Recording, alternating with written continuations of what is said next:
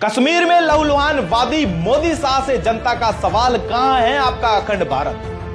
कश्मीर की वादियां फिर खून से सरोबार है। पहलगाम में मासूम पर्यटकों की आतंकियों की कायराना गोलियां चली और एक बार फिर अमन की धरती पर चित्कारें गूंज उठी। मगर सवाल अब सीधे देश के दो सबसे बड़े सिपहसालारों प्रधानमंत्री नरेंद्र मोदी और गृह मंत्री अमित शाह से है। आप हर मंच से गर्व से कहते हैं कि देश अब सुरक्षित हाथों में है।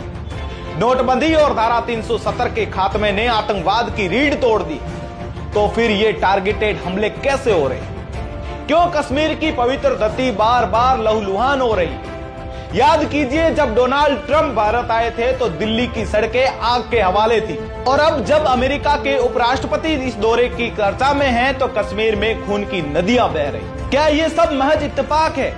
नहीं, ये संयोग नहीं है। ये सवाल है आपके न्यू इंडिया के दावों पर, आपकी जीरो टॉलरेंस की नीति पर और उस शांति के झूठे आख्यानों पर जो अब तक खोखला साबित हो रही। कश्मीर में आतंकियों के हौसले क्यों आसमान छू रहे हैं? क्यों उनकी बंदूकें बेरोक टोक गरज रही है और वो खौफ जो अभी आतंकियों की रगों में दौड़ता था आज कहां गायब हो? क्यों आतंकी ऐसी घिनौनी वारदात को अंजाम देने से पहले 1000 बार नहीं कांपते? ये सवाल सिर्फ वादी की चोटियों तक नहीं, ये हर हिंदुस्तानी के दिल में धधक रहे हैं। मोदी जी, शाह जी, आपने वादा किया था कि आतंकवाद का नामो निशान मिटा देंगे। फिर ये लाशों का मंजर क्या है? आपने कहा था कश्मीर अब शांति का स्वर्ग है, तो फिर ये मातम, ये खून खराबा, ये चीखे क्या है? अगर कश्मीर में हिंदू होना अपराध बन गया है, अगर उसकी पहचान उसका कफन सिल रही है, तो आपकी चुप्पी क्या संदेश दे रही है?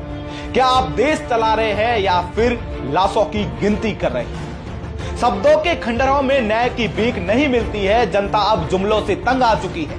उसे बयान नहीं, उसे भाषण नहीं, दिखावे की सांत्वना नहीं, निर्णायक बदला चाहिए। वो बदला जो आतंकियों की रूह को थर्रा दे, जो उनकी हिम्मत को चूर चूर कर दे और जो उनके दिलों में ऐसा खौफ पैदा करे कि वो बंदूक छूने से पहले ही 100 बार मर जाए।